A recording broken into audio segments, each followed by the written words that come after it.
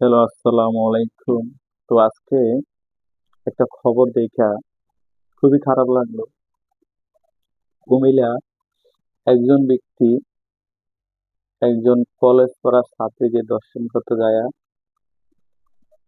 মেয়েটাকেও মেরে ফেলছে, মেয়েটার মাকেও মেরে ফেলছে। ঠিক আছে, তো আসলেই দুঃখজনক ভাবে আমাদের এই বাংলাদেশটা স্বাধীন করা হয়েছে কিছু লোকের স্বার্থের জন্য।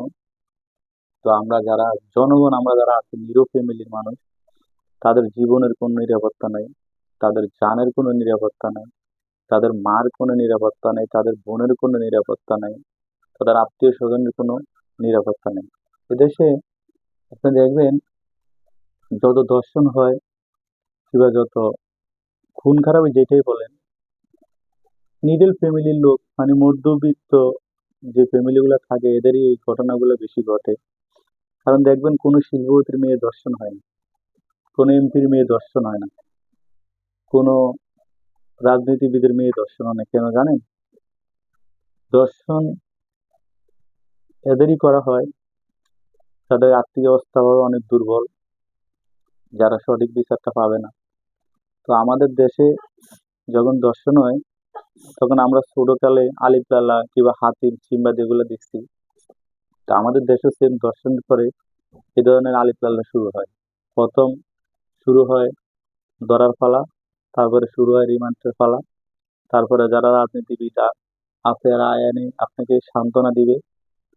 তো দুঃখজনক ভাবে বলতে হয় এখন 90 টাকা 80 টাকা চাউলের কেজি, এটা খাওয়ায়া দেশীয় প্রোডাকশন দিয়া এই ধরনের দর্শনকারীকে দিনকে দিন মাসকে মাস বাঁচে রাখা হয়।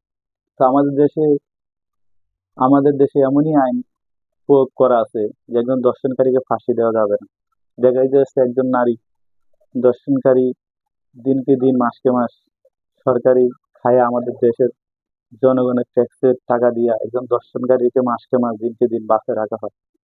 অথচ দর্শন যেই ভিকটিম হয় এই ভিকটিম মারা যায়, কিন্তু যে দর্শনকারী দিনের পর দিন মাসকে মাস তাকে দেশের সম্পদ খাওয়ায়া ব্যয় কইরা বাঁচায় রাখা হয়। ঠিক আছে, তো এই হলো আমাদের সোনার বাংলাদেশ। তো আমি একটা কথা বলবো,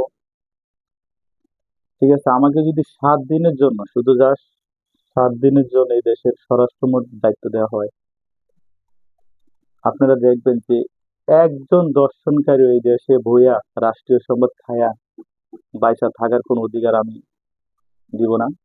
কারণ একজন দর্শনকারী শুধু একজন ব্যক্তির সাক্ষীর ফাঁসি দেওয়া যায়, যেই ব্যক্তি কইবে যে উনি আমাকে দর্শন করতে, সাথে সাথে ফাঁসি। কোনো আইন আদালত, কোনো বিচার, কোনো মামলার রায় এসে কোনো কিছু দেওয়ার কোনো প্রয়োজন নাই। একজন ব্যক্তি যখন বলবে যে উনি আমাকে ধর্ষণ করছে, তার মানে উনি অপরাধী।